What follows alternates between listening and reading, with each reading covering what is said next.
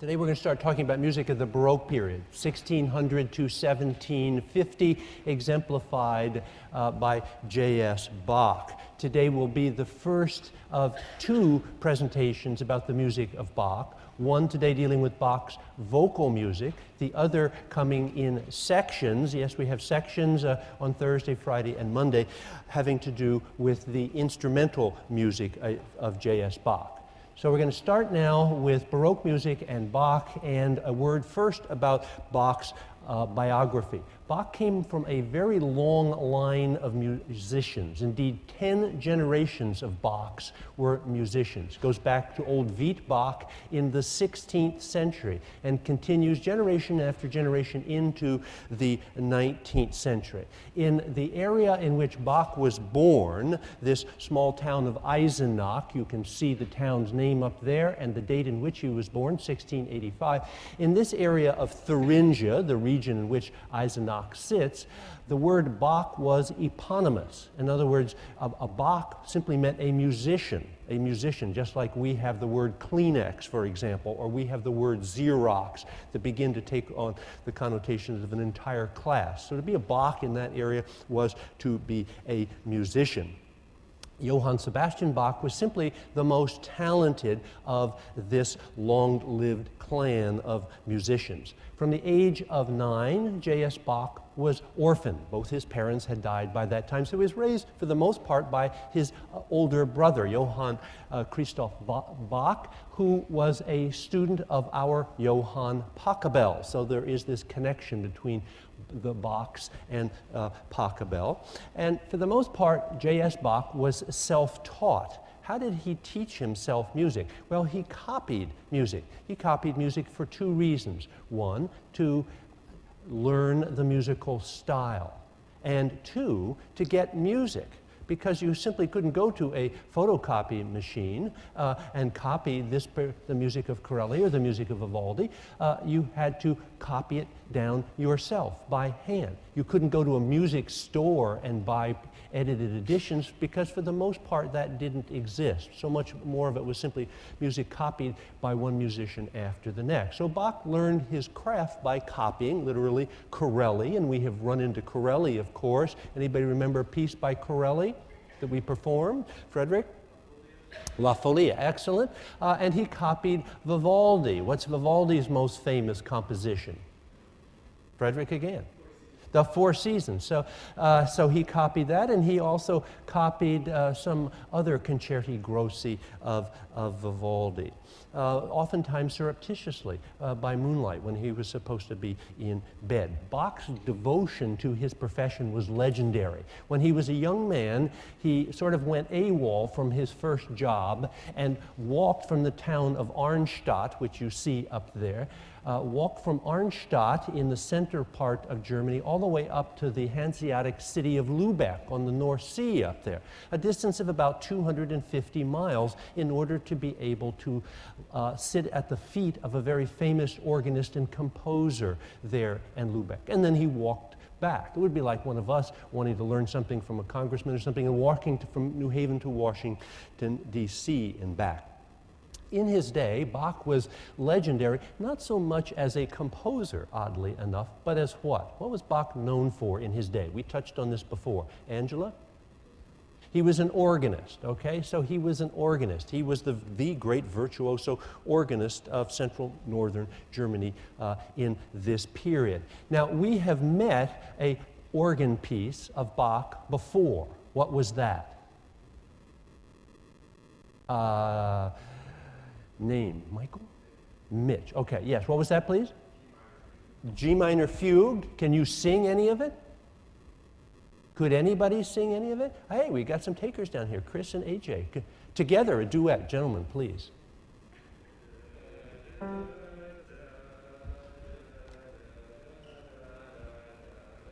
Excellent. Oh, wow. Bravo. Okay.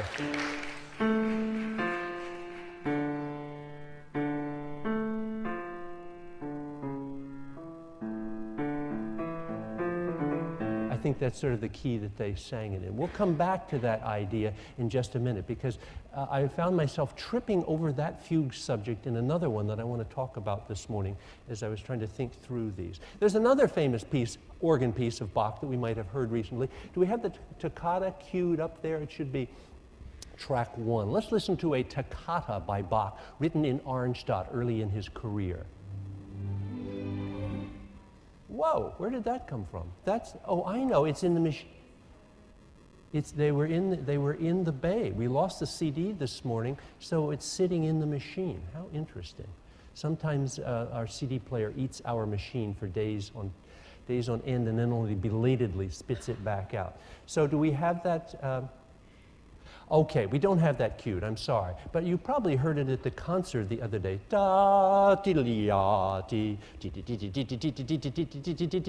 It's a big organ piece in D minor, kind of spooky music that begins every Halloween show. Well, that's more organ music by J.S. Bach. We may be able to resurrect that after a while. We'll find out. And again, a piece that he composed as a young man here in the town of Arnstadt, roughly 1705 or so. So there he is, first job. We won't say fresh out of college because Bach did not go to college, but he went to a very high-standing prep school in the northern part of Germany.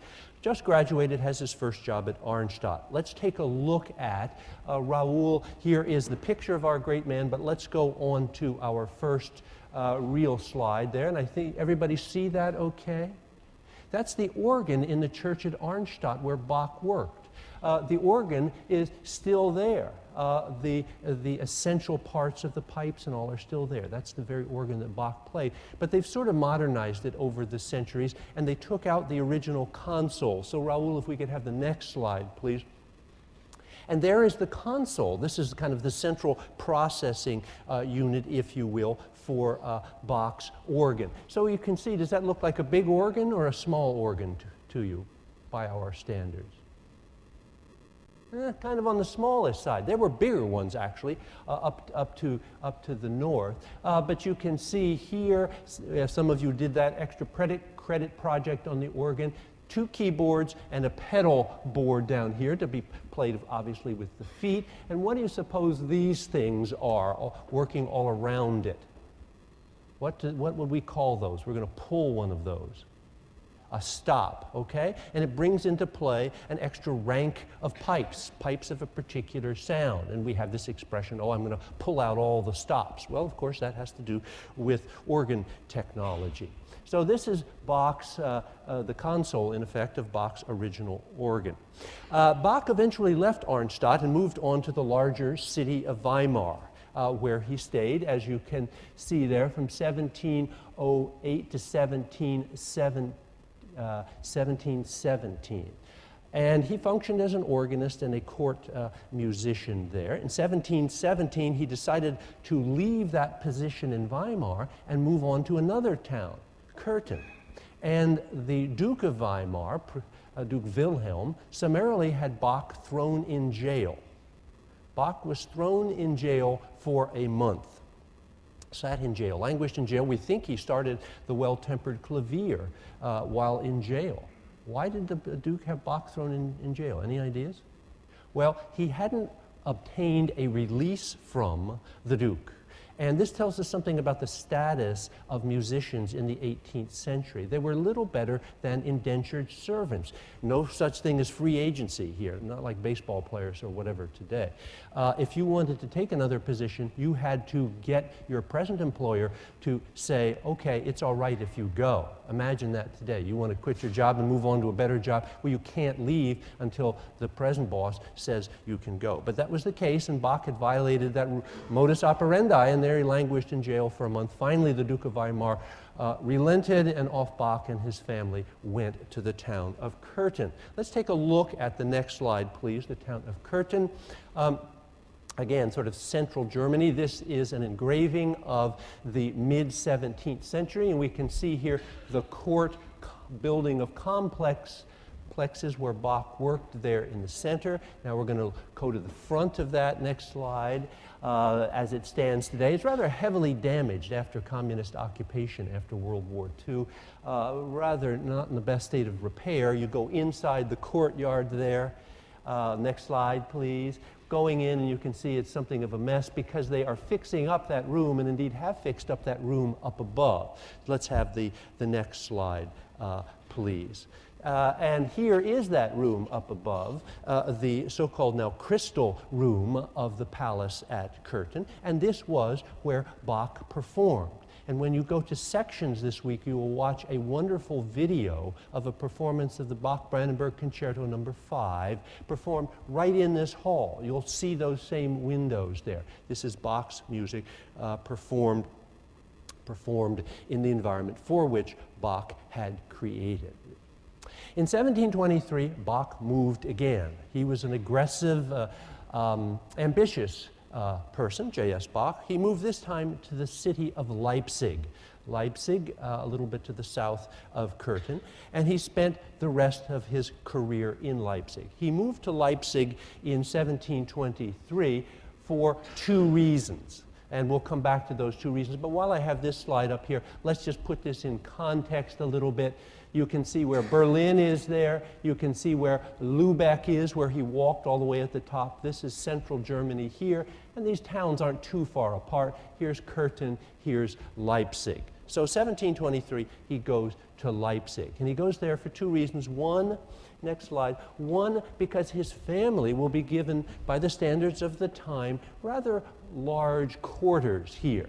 Actually, by our standards, they were very small, 900 square feet. Bach ultimately had 20 children, and they were living in 900 square feet. Ask yourself, do you know how many square feet are in your parents' apartment or home? A lot more than 900. But this was thought to be big digs back in the 18th century in these cities that were encased by military fortresses. In any event, we can see Bach's working area and living area right here in this building. And I want you to count the number of stories because it will become important later on. 1, 2, 3, and then the roof begins. And I also want you to, it's hard to see on this slide, but there's a group of choir boys walking out here. How do I know they're choir boys? Because they're arranged by height. Ever look at choir boys? That's how they arrange them when they walk in procession. The young kids first, the older ones toward the back. We'll come back to that point in just a minute. Another reason Bach moved to Leipzig was it was a university town, so he could get a free university education for his numerous sons. What about his numerous daughters? Did they get a free education at the university? No, because women did not go to the university in this period. The first woman to receive a degree, a college degree in a Western university, was a woman enrolled in philosophy at the University of Padua in 1676. So it would be unprecedented, really. I mean, there was one precedent. In Bach's day for women to go to university. It was assumed that just the men would go to university. In any event, let's talk about Bach's standing here in the town of Leipzig. Bach had to petition for this job. He wanted this job because it had these advantages as mentioned. And he was not the first choice of the town council of Leipzig. There was another composer who was their first choice, Georg Philipp Telemann. He declined the position. They offered it to somebody else named Graupner. He couldn't get a release from his employer, so he couldn't take it. And so as the town minutes of the town council, the minutes of the town council say, since good musicians can't be had, mediocre ones will have to suffice. And they turn at that point to Bach. Which I guess calls us to ask, how many misjudgments are we making in our lives? Maybe AJ doesn't realize that sitting right next to him, Chris there, is really a genius, and we should pay more attention. How many geniuses are sort of sneaking around in our midst unrecognized today? Anyway, Bach was anything other than the grand artiste when he arrived in Leipzig. Here I've made some Xeroxes out of my book called The Bach Reader. When Bach got there, he had to take an oath of office. He had to swear to do the following. 1, I shall set the boys a shining example of honest and retiring manner of life, serve the school industriously, and instruct the boys conscientiously. 2, bring the music on all the principal churches of the town into good estate, to the best of my ability. 3, show the honorable and most wise counsel all proper respect and obedience, and so on it goes. Here are a few more things. Faithfully instruct the boys, not only in vocal music, but also in instrumental music. And he had to teach them Latin as well. Arrange the music that it shall not last too long. And shall be of such a nature as not to make an operatic impression, but rather incite the listeners to devotion. So they didn't want Bach's music to go on too long, which is very important. And they didn't want it to be very operatic. They wanted sort of conservative music there. Here's number 12, not to go out of town without the permission of the Honorable Burgermeister. Number 13, always walk as far as possible with the boys at funerals. So Bach here in Leipzig is sort of a glorified scoutmaster. He's not this kind of 19th century image of the genius or of the grand artiste, as mentioned. Okay, the point being, once again, that Bach in his day was recognized and valued not so much as a composer, but as a performer. Well, what was the matter with Bach's music? Why did they, already at the outset here, sort of clipping his wings, telling him what style not to write in? Well, Bach had this proclivity for writing music that's very sort of rigid, very chromatic, very contrapuntal, and very long. And it is long and contrapuntal, as we will be seeing in particular in sections this coming week. If we compare, for example, 2 Concerti Grossi, the first movement of Vivaldi's Spring Concerto, it lasts 3 minutes and 10 seconds. Bach writes a first movement of a Concerto Grosso. You're going to watch a video of it. It runs for 9 minutes and 10 seconds. So it's 3 times as long, 3 times as dense in a way. Okay, let's go on to talk about the kinds of things that Bach composed here. And for that, we'll take a look at the board. Bach's works. Some of these we've talked about already. Preludes and fugues for harpsichord or keyboard, the well-tempered clavier. We've talked about the G minor organ fugue. We can talk about the art of the fugue. Raul, let's have the next slide. I think I've got a slide of that here. No, wrong piece. Okay, sorry. This is the Bach Brandenburg. I brought in the wrong slide. I'm sorry. But the Art of Fugue is an interesting composition that Bach wrote very much toward the end of his life. Sonatas for flutes and violin, viola, dance suites for orchestra. You may know the air on a G string. Beautiful, beautiful solo violin writing there with basso continuo underneath. Solo concertos for violin and harpsichord. The Concerti Grossi that we'll be talking about, the Brandenburg concertos, will be working with number 5. Then he wrote a lot of religious vocal music, the B minor Mass. I was playing parts of the Sanctus of the B minor Mass when we came in. Linda, this is going to really mess things up. Do we know where we have that Sanctus, where the Bach B minor Mass is? It's track 10, if you can get to the CD. Let's just listen to a little bit of, this is on the fly this morning, but let's just listen to a bit of the Sanctus of the B minor Mass to give you a sense of the monumental quality that Bach can create.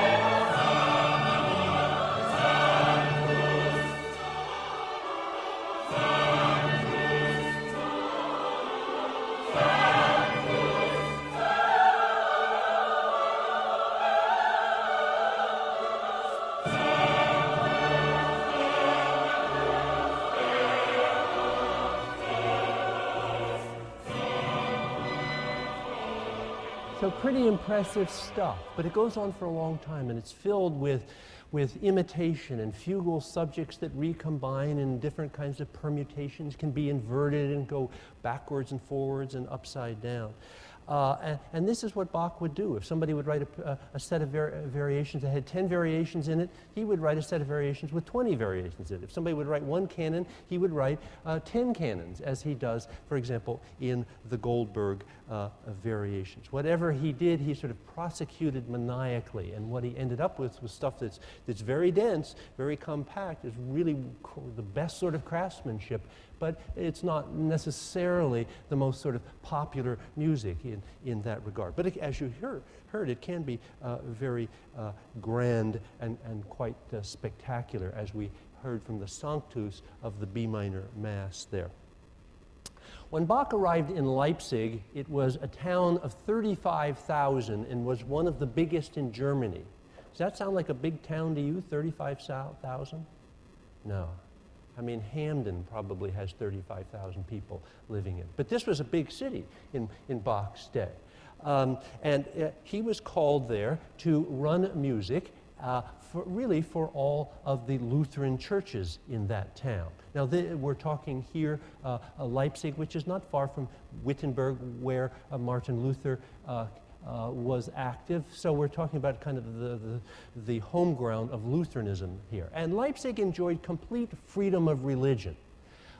You could attend any church. Of course, this was all Christianity. You could attend any church that you wished. Any church that you wished. There were a dozen or so of them in this city. The only kicker was that they were all Lutheran churches. You'd go to this Lutheran church or that Lutheran church, whatever one you want, but they were all Lutheran churches. So Bach's job was to organize the music for these churches, particularly the principal church, which was this St. Thomas church. And what he wrote for this St. Thomas church was this thing called the cantata.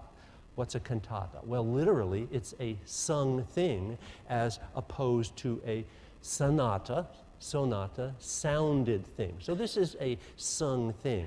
What can we say about the cantatas that Bach wrote? How would we summarize them? Well, they are multi-movements, recitative, aria, chorus, multi-movements. They go on for about 25 to 30 minutes. They are religious in subject matter, and of course, they are written in the German language. And Bach wrote about 300 of these cantatas. He wrote them in cycles of 50. When he arrived there in 1723, he starts writing one cantata for each Sunday. At the end of the year, he's got about 50 of these things. Next year, he starts all over again. So he ended up with about 300 cantatas. Then he got exhausted from the process and stopped about 1729, 1730 or so.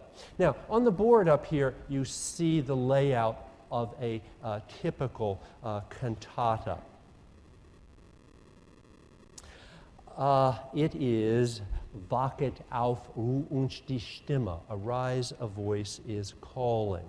And here's, I hope you can see this okay. Here's how it shakes down. We have 7 movements in this cantata, 7 movements, and they are arranged chorus, then recitative. What's a recitative? Somebody tell us what a recitative is?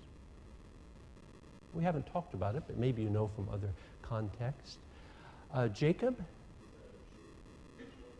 Yeah, okay. It's not much music, more sort of spoken dialogue, accompanied a little bit by a basso continuo. A basso continuo. Anybody tell me from the reading what a basso continuo is? Well, I think if you look on your text in about page 114, you'll find a discussion of it. But a basso continuo is an ensemble that plays a bass line. And because a number of instruments are involved in it, be the left hand of the harpsichord, maybe a cello, maybe also a bassoon, 2, 3 instruments playing a bass line, it makes for a very heavy, very powerful bass line. And this is something that is typical of Baroque music.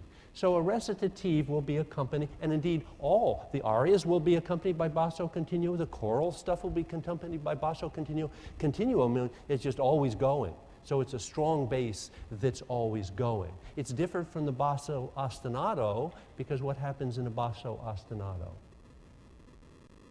You know? It keeps repeating over and over and over again.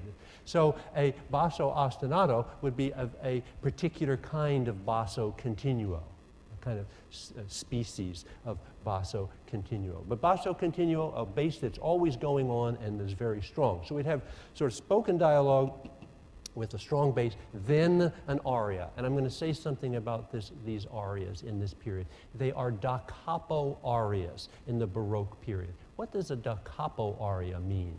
Anybody peeked ahead in that, or in discussions in around pages 150, 160 or so in the text, or know that from other contexts? What would a da capo aria be? Well, literally, da capo, you know, sounds like a film score, the capo or something. It means the head guy, or in this case, the beginning of the music, the head of the music. It means you take it from the beginning of the music. So you do one section, an A section, and then you have a contrasting section, and then you get this sign that says DC, da capo, and then you go back and do the A section all over again. So what form do we end up with when we have a da capo aria then, obviously? Ternary form, okay? So the arias in here are usually structured in the Baroque period in a da capo form. And then we have the choruses, chorus 1, chorus 4, chorus 7. And in each of these choruses, we are making use of this thing called a chorale tune, a chorale tune. What's a chorale? What's a chorale tune? Well, chorale tune is just what other Christian denominations would call a hymn, or what we hear at Yale. Whether we're Muslim, whether we're Jewish, or whether we're Christian, we're going to have to sing the...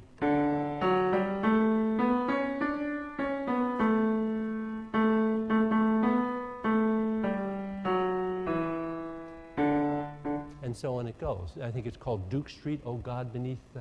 Oh God, above thy rising stars, thy exiled fathers cross the sea. It was actually written here in New Haven, so it's kind of the Yale hymn, if you will, or maybe the Yale chorale.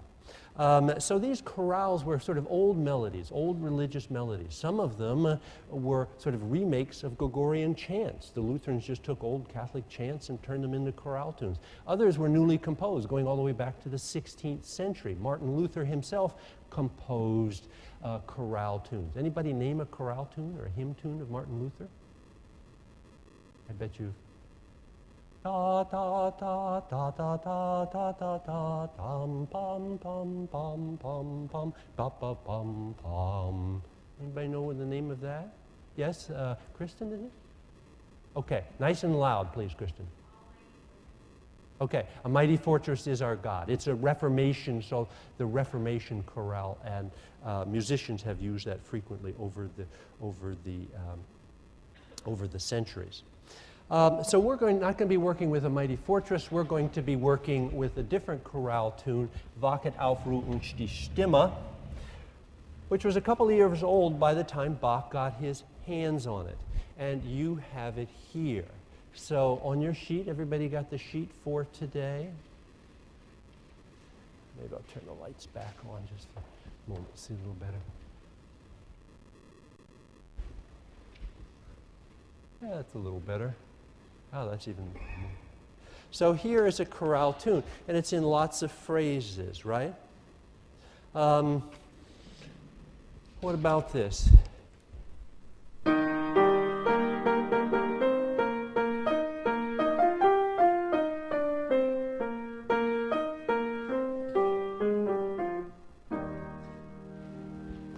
Do you think that's a tonal melody? Does that sound pretty secure for you? Or does that sound sort of weird? Roger, what do you think? Sounds secure.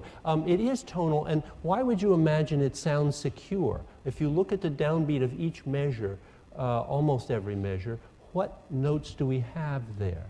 They're notes that form a triad, a major triad. So we mustn't forget all that stuff we studied early on. So here's Bach, or borrowing a chorale tune that is foregrounding a major triad in a big way. And who has to sing this? Well, ultimately, the full congregation, everybody has to sing these chorale tunes to show that you are, in this case, a good Lutheran, I suppose.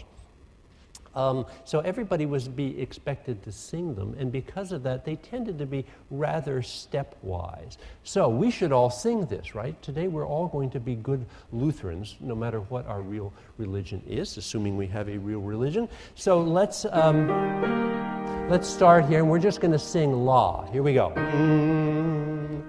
La, la, la, la, la, la, la, la. La, la, la, la, la, la, la, la. Okay, great. Now this is not working so well. And why is it not working so well? It's too high. So what would Bach have done in those days? The only person here that can sing this is Linda and Santana, because they're sopranos, and I could hear them, but that was about all I could hear. It's too high. So what would they have done in Bach's day? Stop singing it? I don't know, lightning bolts would come down on the church or something. I'm not quite sure. No, they couldn't stop singing it. They had to transpose it. Just take it down. We'll make it lower. So instead of let's go. We'll go to a different key. Here we go. Ready, sing. La, la, la, la, la, la, la, la. Rest. La, la, la, la, la, la. Louder. La, la, la, la, la, la, la, la. Okay, we'll stop there. We'll stop there. So Bach's got this chorale, and then he's going to do something with it. And what he does is write a first movement. So that takes us back over here to movement 1 of our chorale. We're going to talk now about the text with regard to this particular chorale. What's the text calling about? Well, here's the translation of it. Awake, a voice is calling from the watchman from high in the tower. Awake, Jerusalem, midnight is the hour. They call us with a clarion voice. Where are the wise virgins? Get up, the bridegroom cometh. Stand up and take your lamps. Alleluia, provide yourself for the wedding. You must go forth to meet him. Now, in Bach's day, this chorale would have been sung. It's the major musical portion of the cantata, which is the major musical portion of the whole service, which was sung right after the reading of the gospel. So they'd come in and there'd be some introductory chorales and prayers and that kind of thing. Then they would have a reading of the gospel, the thesis of the day. Now this particular cantata is written for Advent. So what's Advent? Who can tell me what Advent is? Don't necessarily have, Muslim, Jew, Christian, whatever, you may probably know what Advent is. Thaddeus? It's the days before Christmas. So we have the English word adventitious, something coming, something about to arrive. It's the birth of Christ in this particular case. So it's, I think, roughly the 4 weeks before Christmas, think maybe late November, early December, up to Christmas. So that's when this cantata would have been appropriate. It would have been sung, say, on the Sunday, the 1st of December, something like that. And as I say, it's preceded by the gospel of the day. So to get our heads in this, we have to understand what Bach's message is here. We have to know what the gospel is. So I've asked Chris, I gave Chris the textbook here. I put the textbook in there. I asked Chris to read the gospel for today. So stand up you going to stand up? Then shall the kingdom of heaven. Oh, good. I like that. Nice and loud. The voice of God. Likened unto 10 virgins, which took their lamps and went forth to meet the bridegroom. And 5 of them were wise, and 5 were foolish. They that were foolish took their lamps, but took no oil with them. And at midnight there was a cry made, Behold, the bridegroom cometh. Go ye out to meet him. Then all those virgins arose, and trimmed their lamps. And the foolish said unto the wise, Give us of your oil, for our lamps are gone out. But the wise answered, saying, Not so, not enough for us and you. But go ye rather to them that sell, and buy for yourselves. And while they went to buy, the bridegroom came, and they that were ready went in with him to the marriage, and the door was shut. Watch therefore, for ye know neither the day nor the hour wherein the Son of Man cometh. Okay, excellent. And then that's the King James version of that. So the syntax is sometimes difficult and the verbiage is a little bit unexpected there. But what does all this mean? What is this, Roger? The second coming of Christ, okay. And what are we supposed to do? We, good citizens of Leipzig, what are we supposed to do? Be ready, get our spiritual house in order because Christ is coming. So Bach has this idea of this powerful figure coming into the midst of Leipzig. And he creates the following kind of music. We start out here with dum, da dum, da dum, da dum, da dum, da dum, da dum, and then it begins to move a little bit in pitch. It's a good example of something that we'll talk about in a moment. But if we want to have the sense of the inexorable march of something, what better way than a repeating bass line? Then we have a melody begin. And then we didn't have time. We have a C motive that we want to put up here.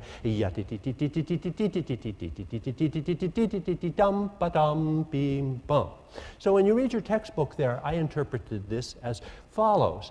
You will hear someone saying, i.e. me saying, that this is the inexorable march of the Lord coming to the citizens of Leipzig. They get very excited and begin to run in his direction. And this is the, Bach didn't write all this down. I'm kind of interpreting it this way.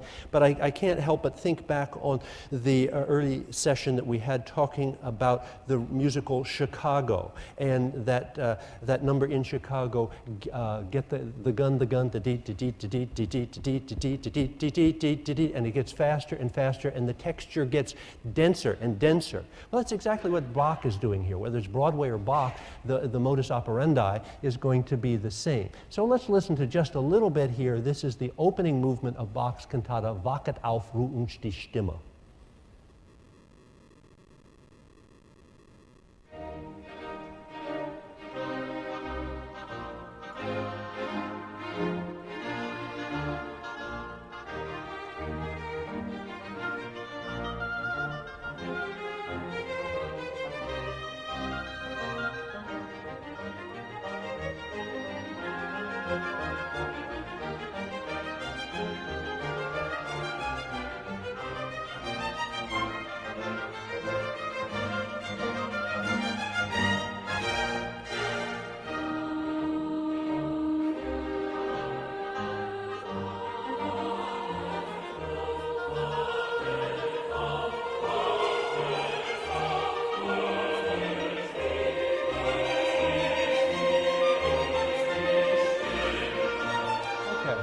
Stop it there. That's just the opening phrase.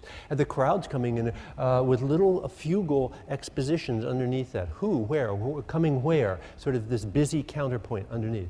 I used to use this as a listening exercise, but it didn't work. It was too, the students couldn't respond. I don't know, it just was too complex. And in a way it told me something. Bach's music is very, very complex. So I went on to I think a more straightforward movement, and that's what we're going to do now. The fourth movement that incorporates the chorale. So we have the chorale, sort of like the voice of God up here on top. Let's go on to the fourth movement that you may well recognize as one of Bach's most famous compositions. And I have three questions for you here. What's the bass doing?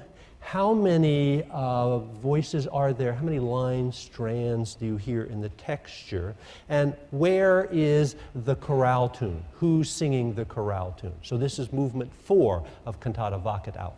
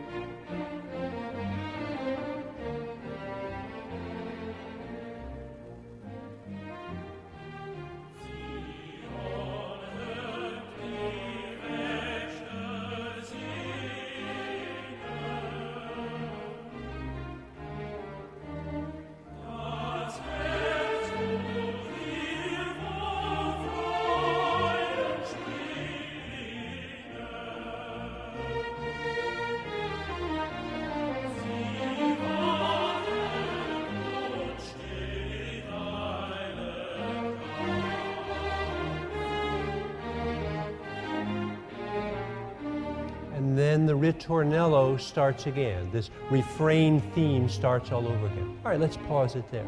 So what kind of bass do we have here?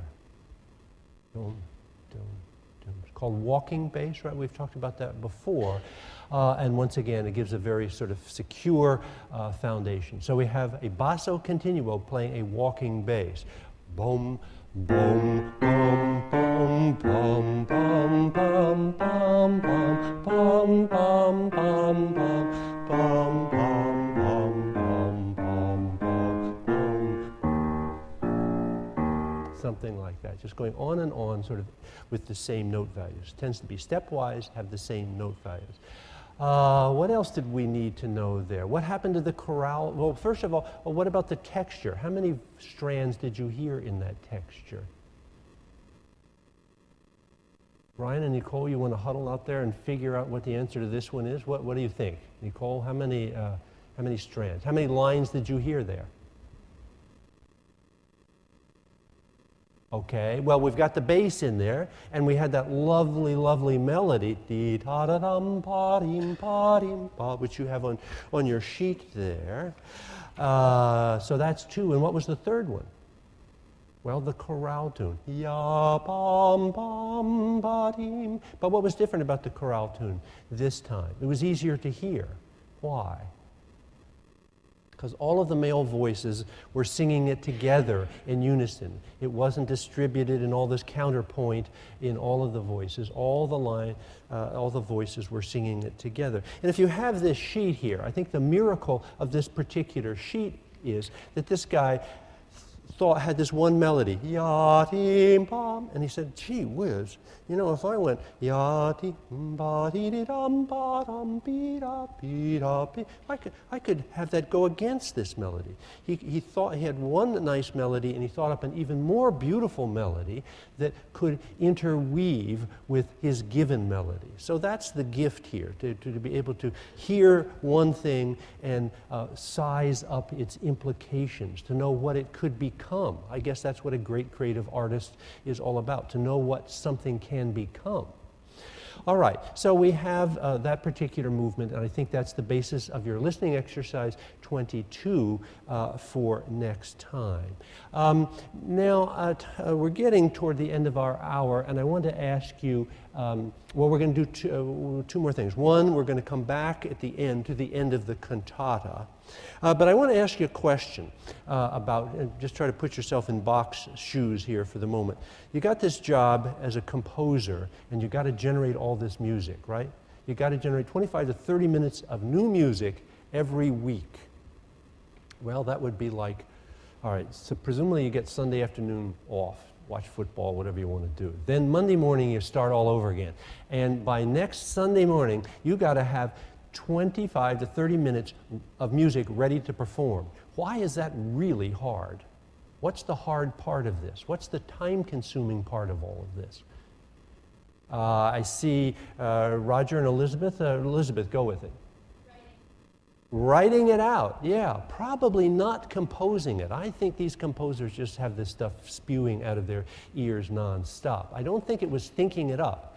And maybe not rehearsing it, though that would take some time. But before the days of copyist machines, it would be very laborious to copy the full score and all of these parts, maybe 14 different lines simultaneously, and multiple copies of the violin parts and the cello parts and this kind of thing. So it would be very time-consuming. How did he do this? Well, let's see if we can go back to the next slide here, and we're going to talk about this just for a bit. How did Bach execute this? And the next, Raul, I think there was yeah, so we're going to go back into our church here, and we're going to see Bach's church where his, the floor plan here, and then we're going to, next slide please, take a look at the inside of it where the sermon was preached, and take a note of the high altar up there. Next slide. We're going to go through these quickly now.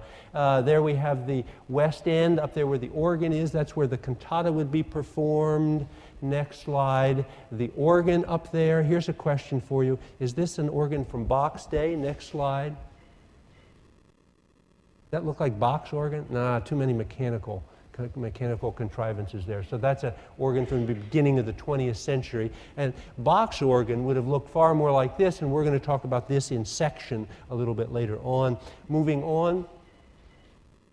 Let's go back to this, because this is the building that we saw before, the place where Bach lived. If we look at it now and start counting up, we see that now there are 5 stories before we reach the roof line. In 1731, Bach petitioned the town council, because of his large family, to take the roof off of this building and provide him with more space. More space because he had all of these children, he had relatives, and he had students living in these quarters. And what did they do to earn their keep? Well, they copied music for him. So this is sort of, if you will, the corporate headquarters of Bach Inc. This is where all this great music is being generated from. His wife, Anna Magdalena Bach, was his principal copyist. All right, so that's where they live. Now, Bach, of course, as mentioned, died in 1750. Historians are profoundly grateful to him for that, because it gives us a nice clean cutoff by which to end the Baroque era, end of Bach, end of Baroque. Died in 1750 of a stroke at age 65. At the time, he wasn't thought to be particularly important, so they relegated Bach's remains to an outlying parish church.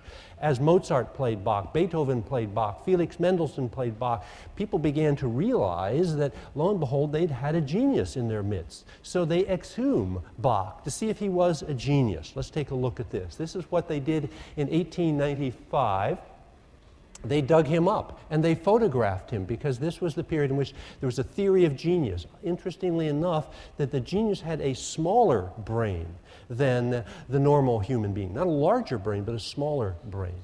In any event, Bach's brain turned out to be just completely normal, and this was presumably a lot of nonsense. But when they dug him up, then they repositioned him. And they repositioned him at the high altar. And this marker here is now where the remains of Bach are situated, and they tore out the south side bank of glass in the church and constructed, based on the photograph that you saw at the beginning of our hour, that photograph,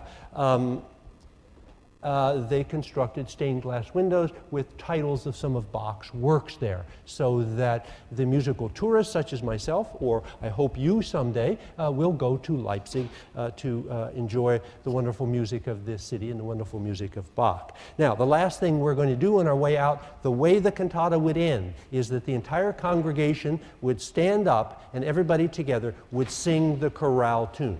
We're not going to do that because you already did that.